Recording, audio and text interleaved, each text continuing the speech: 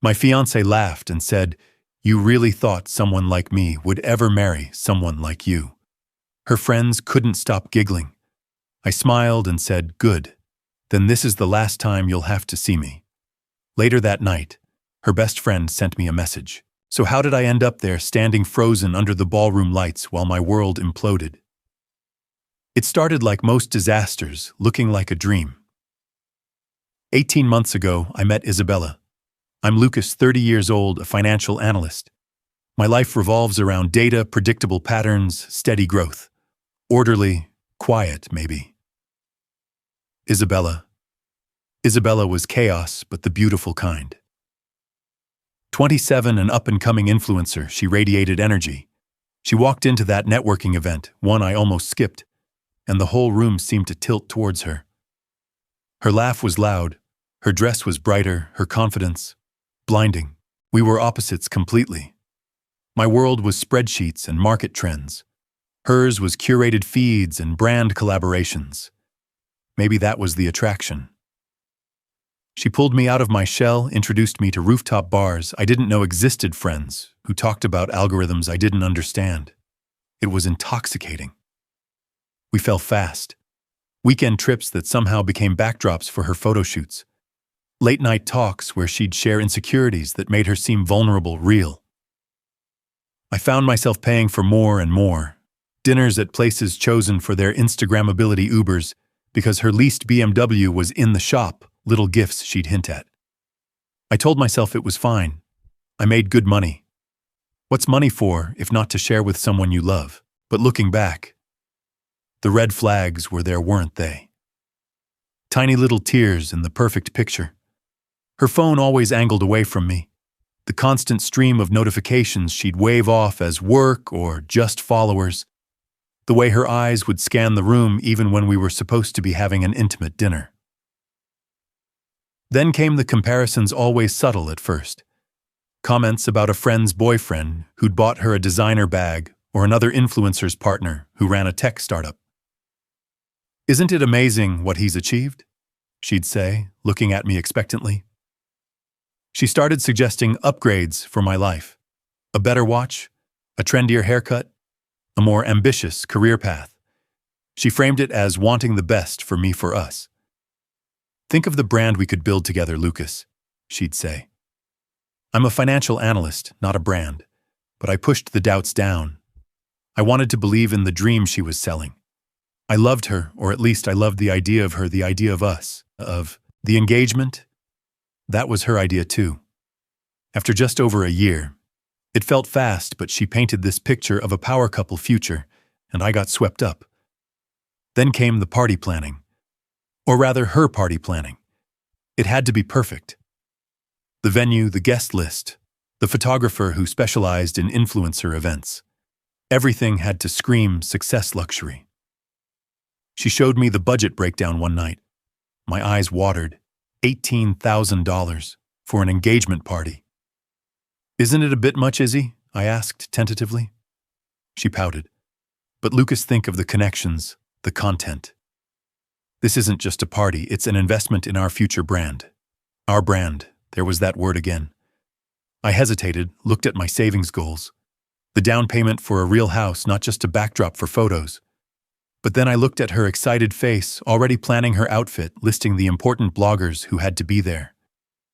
And like a fool, I agreed. I told myself it was worth it. An investment, just like she said. I transferred the bulk of the funds from my account, rationalizing that this grand gesture would show her how serious I was, how committed. I thought it would quell the comparisons, silence the hints about needing an upgrade. I thought it would make her feel secure. Secure enough to stop looking over my shoulder for something better. I didn't realize I wasn't investing in our future. I was just funding the stage for my own public execution. Walking out of that ballroom, it wasn't an act of anger. It felt more like clarity, like fog lifting. For months, I'd been twisting myself into knots, trying to be the man Isabella seemed to want, ignoring the little voice that said something was fundamentally wrong. Her words, cruel as they were, didn't break me. They freed me. Because in that moment, under the judgment of 70 pairs of eyes, I wasn't thinking about her anymore. I was thinking about myself, my value, my future. And I knew with absolute certainty it wasn't with her. We're often taught that strength means confronting, arguing, fighting to win. But there's another kind of power, maybe a greater one, the power to choose not to engage. That quiet exit isn't weakness. It's the strategy of someone who realizes the game itself isn't worth their energy anymore. When I said thank you for being honest and walked away, I wasn't surrendering. I was taking away her biggest weapon, the drama, the argument she probably craved. By refusing to play her scene, I turned her public insult into nothing, just noise, and shifted all focus onto my next move. It's a strange truth sometimes. The only way to win the fight is simply not to fight at all. You just calmly leave the chessboard, taking your king, your self-respect, with you, and leave them alone with the empty board they created. Understanding that, it made my next step crystal clear. I drove home that night. The silence in the car, a welcome relief after the forced smiles and brittle laughter of the party. My phone was blowing up, of course.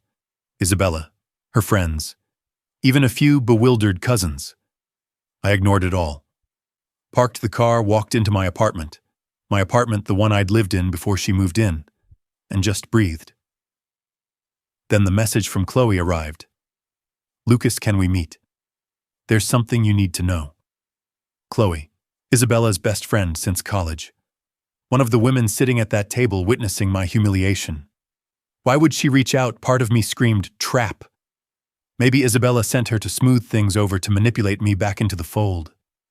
But the tone felt different. Sincere, almost guilty. Against my better judgment, I agreed to meet her the next day. Coffee shop, neutral ground. I spent that night packing Isabella's things. Not aggressively, just methodically. Her overflowing closets, the bathroom counter colonized by her makeup, the stack of influencer magazines by the bed. Each item felt like a piece of a life that wasn't mine, a costume I'd been trying to wear. Seeing it all boxed up felt right. Cathartic. The next day at the coffee shop felt like walking into an interrogation. Chloe looked exhausted, pale, definitely not the bubbly bridesmaid from the party. She ordered tea, wouldn't meet my eyes at first. Thanks for coming. She started, her voice barely a whisper. I owe you an apology. What happened? It was horrible, unforgivable. I just waited. I wasn't there for apologies. I was there for the something I needed to know. Why did she do it, Chloe? I finally asked. Was it planned? Chloe hesitated. Not exactly like that. But she's been unhappy for a while. Not with you exactly. More like with the idea of you. I must have looked confused. She thinks you're too stable, Chloe explained, stumbling over the words. Too predictable. Too normal. She kept saying she needed more excitement, more synergy with someone on her level. Her level. The influencer who lived rent-free in her analyst boyfriend's apartment. Right. She feels trapped, Chloe continued. Like settling down with you means giving up her dream of being this power couple brand. She admires you, Lucas, she really does. Your discipline, your success. But she also resents it because it makes her feel inadequate. Like she's not achieving enough on her own. So humiliating me was her way of feeling powerful. It's messed up, I know, Chloe said quickly. She has issues, serious ones. Fear of commitment, self-sabotage. She pushes people away before they can abandon her. But that's not the worst part. She took a deep breath. She's been talking to someone else. Mark. That tech investor guy she met at the Synergy conference last month. My stomach clenched. I remembered that conference. She'd come back buzzing about connections, opportunities. And Mark. Talking how? More than talking, Chloe admitted, finally looking at me shamefaced. She showed me texts, flirting, planning to meet up. She told him you two were practically over, just roommates. Just roommates. While I was planning our engagement party. She was comparing you two constantly in our group chat. Chloe pushed on, tears welling up.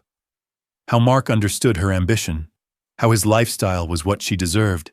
She called you her safe option.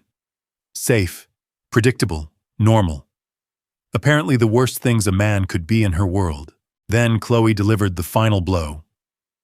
After you left the party, Lucas, she wasn't upset. She wasn't remorseful. She texted the group, finally free, phase 1 complete. Now on to the upgrade. Then she posted a selfie with the hashtag leveling up. Chloe pulled out her phone, her hands shaking slightly, and showed me the screenshot. There it was.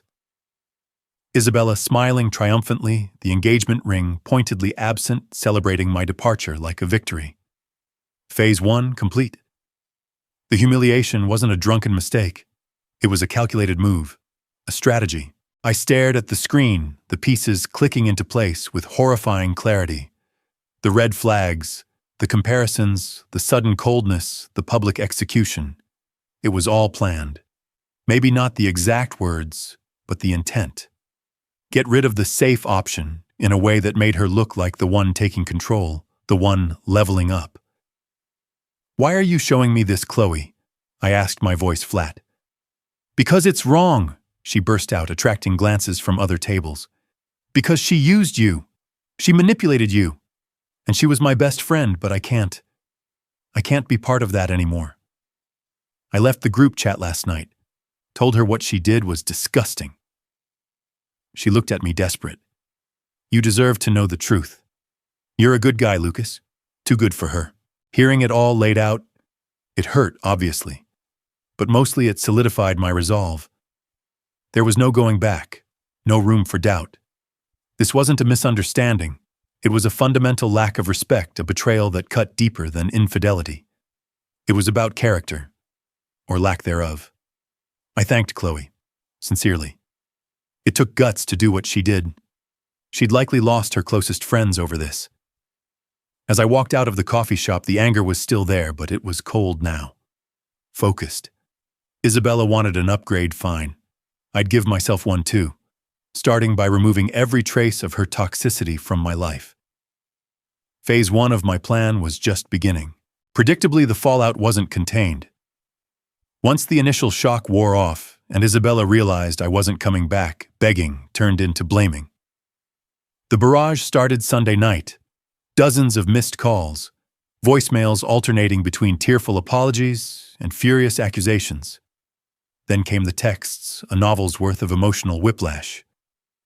Lucas, we need to talk. This is a misunderstanding. Followed immediately by, how could you humiliate me like this? You're trying to destroy my life. Then I miss you so much, please come home. And then, you'll regret this. You're throwing away the best thing that ever happened to you. It was exhausting just reading them. Then she took it public. Or tried to. She posted this vague, dramatic status on Instagram, something about escaping a toxic situation and choosing self-worth. It was clearly aimed at painting me as the villain, but Chloe, true to her word, wasn't having it. She commented, just once, simply, "Is this about the engagement party where you publicly dumped Lucas after telling him he wasn't good enough for your brand?" The comment section exploded. People started asking questions. Isabella deleted the post within an hour, but the damage was done. Her attempt to play the victim had backfired spectacularly. That's when her parents, Michael and Susan, stepped in. I got a call from Michael Monday afternoon. His tone wasn't concerned, it was demanding. "Lucas, Susan and I think you're overreacting. Isabella was emotional. It was her engagement party. You need to be the bigger person here." I said, "Michael, with all due respect, your daughter publicly humiliated me and called me unworthy in front of 70 people after I paid for the event." He huffed. "It's just words, son. Weddings make people crazy. You can't throw away a future over a little drama. Think about the families. Think about appearances." Appearances. Of course. That's all that mattered in their world. "My decision is final, Michael," I said. "This isn't up for discussion." He started blustering about lawyers and protecting his daughter's reputation. I hung up. Susan called an hour later, trying the emotional approach. Tears, pleading, talking about how much Isabella loved me, how this was just a momentary lapse in judgment. She's under a lot of pressure, Lucas. This influencer world, it changes people. I replied, then maybe she should change her world, not destroy mine. I'm sorry, Susan, but this is over. Click. Isabella showed up at my apartment Tuesday evening. I almost didn't open the door, but figured a final clear statement was necessary. She looked diminished. The usual confidence was gone, replaced by a desperate, pleading look. Lucas, please. She started the moment I opened the door. We can fix this. I'll go to therapy. We'll go to couples counseling. I didn't mean it. I was scared. I just looked at her. You meant it enough to plan it, Izzy. You meant it enough to text your friends, finally free, right after I left. Her face crumpled. Chloe told you. Chloe told me the truth, I said. Something you seem incapable of. She tried to argue, tried to twist the narrative, saying Chloe misunderstood, saying I misunderstood. She claimed the Mark thing was just innocent flirting, a confidence boost. She even tried to blame me. If I'd been more ambitious, more supportive of her brand, she wouldn't have felt the need to look elsewhere. It was a masterclass in deflection. I didn't engage. I just stood there letting her spin herself into a frenzy. Finally, I interrupted her. Are you done? She stopped, startled. There's nothing left to say, Isabella. We're done. Please leave my key. She stared at me, her eyes filled with disbelief, then rage. You'll regret this. She spat, throwing the key onto the floor before storming off.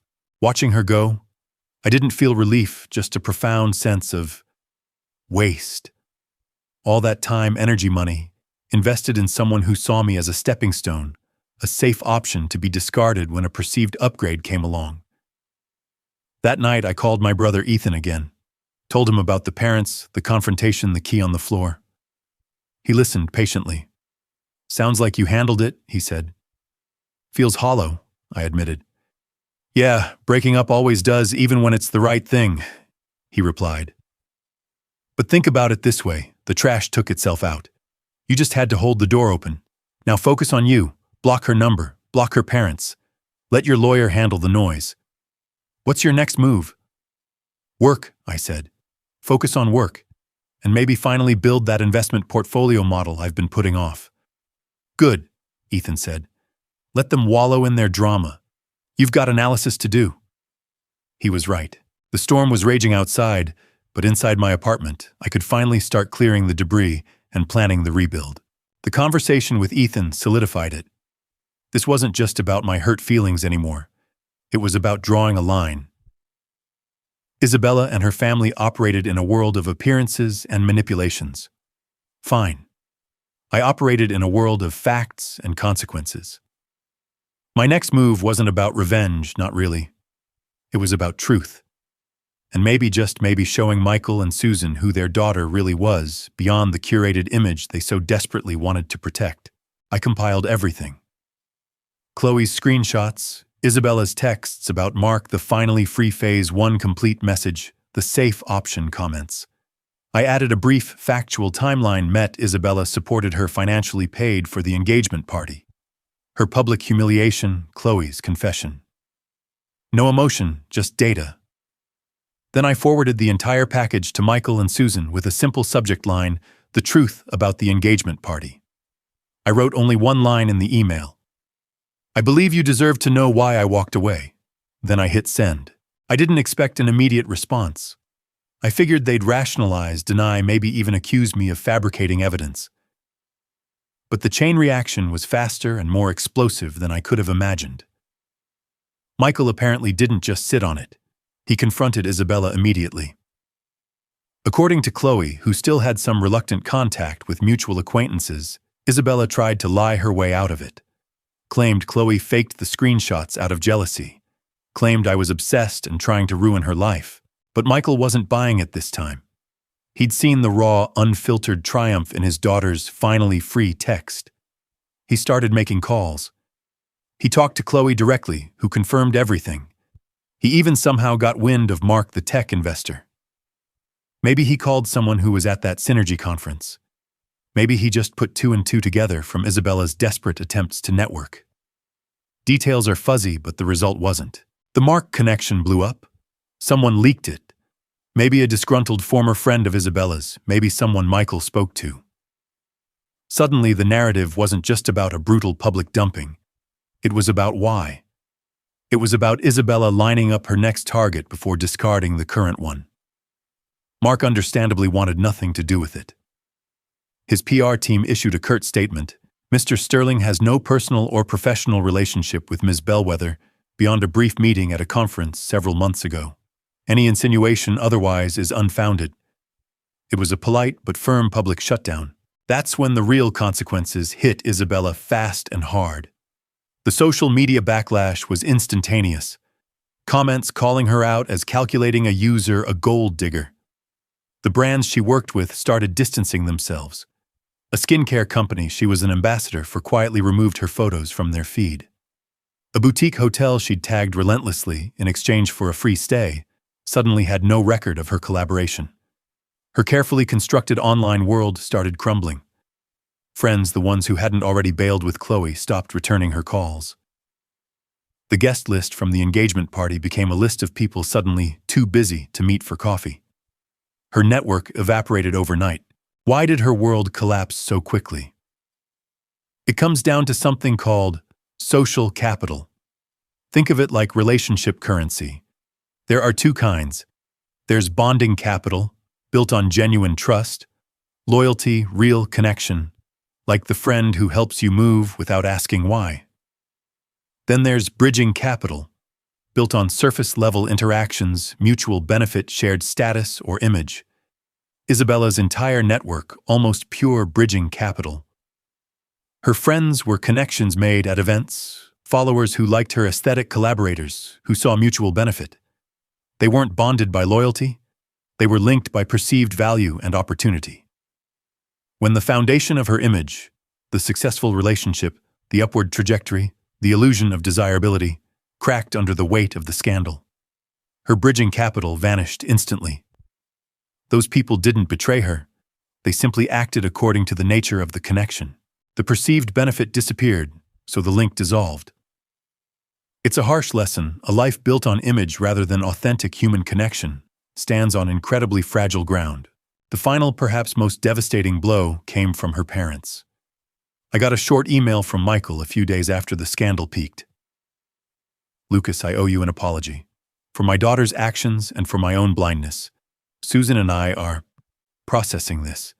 We wish you well. It wasn't much, but it was everything. It was acknowledgement. It was the end of their denial. They finally saw her. Not the perfect daughter, not the successful influencer, but the flawed, calculating person she'd become. For Isabella, losing their unquestioning support, their financial safety net, that must have been the ultimate brand failure. The carefully managed family image shattered by her own actions. The fallout wasn't just online anymore. It had hit home irrevocably. The game was up. The queen, it turned out, had no clothes and no real kingdom to rule. The weeks turned into months. The initial explosion faded, replaced by the slow, grinding reality of consequences. Isabella didn't just disappear. Her downfall became a kind of cautionary tale whispered in the circles she desperately tried to cling to. Her influencer career stalled, then plummeted. Brands didn't want to be associated with the engagement party scandal. Her follower count dwindled. The carefully curated feed became sporadic, punctuated by overly bright, trying too hard posts that garnered more pity than engagement. Then came the financial reality. The $18,000 party I'd paid for, turns out there were other bills, other credit cards funding that lavish lifestyle she projected. Without my safe option income supplementing hers, and with collaborations drying up the debts mounted. The leased BMW was eventually repossessed. She had to move out of her trendy apartment into a smaller place funded, I heard later, reluctantly by her parents, who were now thoroughly disillusioned. It wasn't just the money or the online fame. The real price was the isolation. Chloe remained distant. Other friends, seeing the toxicity revealed quietly, backed away. The network, built on likes and shared hashtags, offered no real support when the glamorous facade crumbled. What drove her? Looking back, seeing the full picture laid bare by Chloe's texts, it wasn't ambition, not really. It was a deep, gnawing insecurity masked by designer clothes and follower counts. A constant need for external validation because she had so little internal certainty. She needed the next shiny object, the next upgrade, because she couldn't stand still, couldn't face the fear that maybe she wasn't enough on her own. Me. My healing wasn't linear, but it was steady. I didn't find joy in her struggles. Honestly, I tried not to think about her much at all. I poured my energy into work. My boss Jennifer noticed. She didn't pry into my personal life, but she saw the renewed focus. She gave me the lead on a complex portfolio analysis project. High stakes, high visibility. I dove in, grateful for the distraction, for the intellectual challenge. Numbers made sense. Data didn't lie or manipulate. I also joined that investment club Ethan had been bugging me about for years. Met guys like Noah, engineers, small business owners, programmers. People grounded in reality, talking about long-term growth, compound interest, tangible results. It was refreshing. No talk of personal brands or online synergy, just solid, practical discussion. We'd grab beers after meetings, talk shop, complain about sports teams. Normalcy. It felt good. Then, about 4 months after the party, I ran into her. Completely unexpected. A rainy Tuesday afternoon, grabbing coffee near my office. She was standing in line, looking different. Smaller. Hair scraped back, no makeup, wearing an old college sweatshirt. She saw me, froze for a second, then looked away. I almost walked out, but something made me stay. I got my coffee, and as I turned to leave, she was there, blocking my path slightly. "Lucas?" she said, her voice quiet, uncertain. "Hi, Isabella." She twisted the strap of her worn-out bag. I just wanted to say, again, I'm sorry for everything." I nodded. No anger surged up surprisingly. Just emptiness. Distance. "I heard you got the promotion," she added. "Congratulations." "Thanks." The silence stretched awkward. Are you seeing anyone?" she asked, then immediately winced. "Sorry, none of my business." "No," I said, deciding honesty was simpler. "Focusing on work." She nodded quickly. "Right, me too. Trying to rebuild." She looked down. "Well, okay. Good seeing you." She practically fled out the door. Watching her hurry away, hunched against the rain, I didn't feel triumph. I didn't feel vindicated. I felt pity. And a profound sense of relief that this was no longer my life, no longer my drama. That desperate energy, that constant striving for an image. It looked exhausting from the outside. It's strange. Her words at the party, not good enough, not on my level. They'd echoed in my head for weeks, insidious little whispers of doubt. Even as I worked, even as I laughed with Noah, sometimes that voice would surface. But standing there, seeing her reduced, stripped of her usual armor, the echo faded. You see, escaping a toxic relationship isn't just about leaving physically. It's a long mental battle against those harmful words that take root inside you. True victory isn't the day they pay the price or the day you make more money. It's the day that internal echo sounds, that voice whispers loser or not good enough, and you simply don't believe it anymore. You hear it, maybe you even acknowledge it with a wry smile, and then you just get back to your coffee, back to your work calm inside. The promotion, the new friendships, those were bonuses. The real win was reclaiming that inner peace, silencing the critic she'd installed in my head. I walked back to the office, the rain washing the city clean. I still had work to do, analysis to run, a future to build. But for the first time since that night, I felt truly, completely free from the wreckage of the past. The internal noise was finally quiet. Life shifted gears after that chance encounter with Isabella. Not dramatically, but steadily, like finding a smoother road after miles of potholes. The promotion Jennifer gave me wasn't just a title change, it was a validation. The complex project I'd poured myself into yielded better than expected returns, catching the eye of senior management. Suddenly, I wasn't just Lucas the reliable analyst. I was Lucas the guy who nailed the Q3 forecast. It felt good. Not the ego boost Isabella might have craved, but a quiet satisfaction and competence in tangible results. My friendship with Chloe settled into something comfortable, easy. We'd grab coffee, occasionally check in. She never badmouthed Isabella, just focused on her own journey, her own therapy. She was rebuilding her social circle too, gravitating towards people who valued honesty over drama. Seeing her thrive, owning her past mistakes, and actively choosing a better path was genuinely inspiring. It reminded me that change was possible, just maybe not for everyone. It was Chloe who introduced me to Sophia. Casually, almost as an afterthought during one of our coffee meetups about 6 months post-breakup.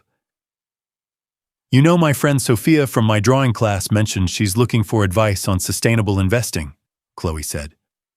"She's an architect, really smart, grounded. Totally different vibe from, well, you know. Want me to connect you guys?" I hesitated for a second. The thought of dating still felt loaded.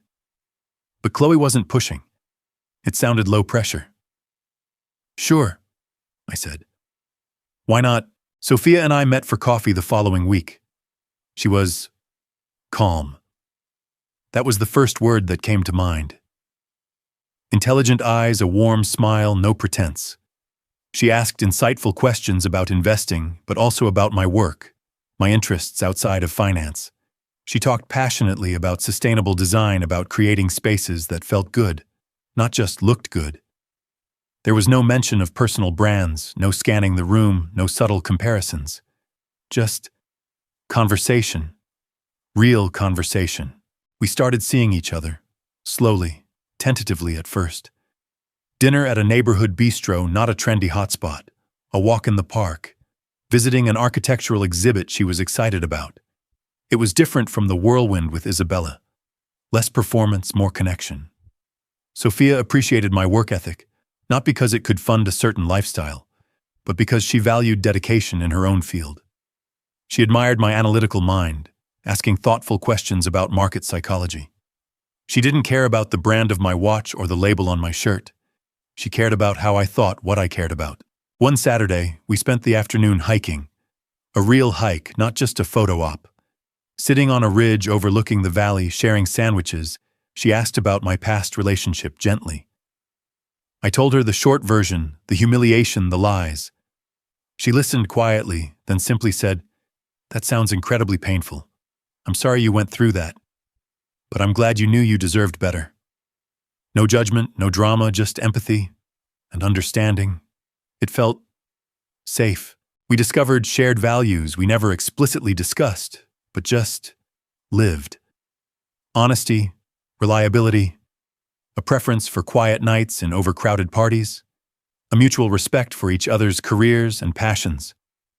She didn't need me to be someone else. She seemed to genuinely like the stable, predictable, normal guy Isabella had scorned. And I found myself drawn to her quiet strength, her creativity, her complete lack of interest in projecting an image. She was just Sophia, authentic, real. The contrast was stark, illuminating. With Isabella, I always felt like I was auditioning, trying to measure up to some invisible standard. With Sophia, I just felt seen, accepted, like I could finally truly just be myself. And that feeling was worth more than any designer bag or influencer connection in the world. The clouds hadn't just parted. The sun was finally shining.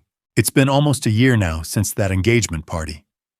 A year since Isabella's words hung in the air like poison. A year since I walked out of that ballroom and into this. This quiet, steady life I'm building with Sophia. We're solid. We talk about the future.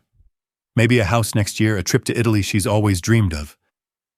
Plans made together, built on shared dreams, not demands. It feels real, grounded. Looking back at that night, the anger is gone. The humiliation has faded. It's like watching a scene from someone else's life. I don't hate Isabella. I don't wish her ill. I mostly just feel nothing. Indifference. I hear things sometimes through the grapevine. Chloe mentioned she saw Isabella working retail a while back, still chasing the influencer dream on a barely active account, still blaming the world for her problems. It doesn't bring me satisfaction, just a quiet sadness for the potential. She wasted the happiness she sabotaged chasing shadows. What happened taught me something profound. It forced me to define my own worth separate from anyone else's opinion, especially someone whose values were so fundamentally different from mine. It taught me the quiet power of walking away not as an escape, but as an act of self-preservation. This story feels satisfying, because I landed on my feet, maybe even better than before. But what if it hadn't gone that way? What if after leaving Isabella my career hadn't taken off?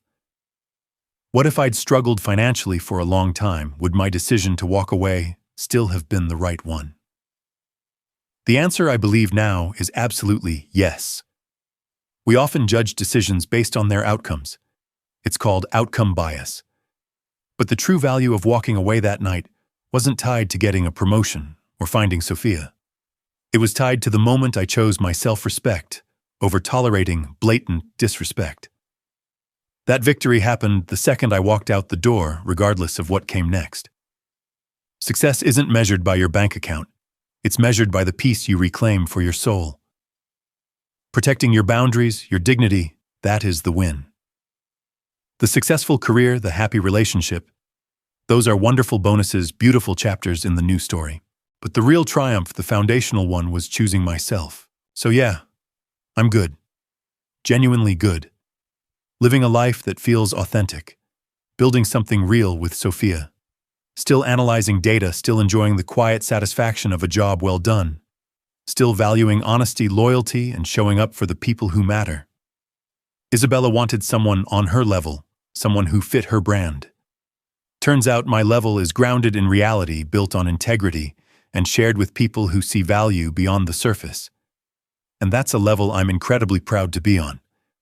The real upgrade wasn't about finding a better partner. It was about becoming a better, stronger version of myself. That's not revenge. That's growth. And that's the best outcome I could have ever asked for.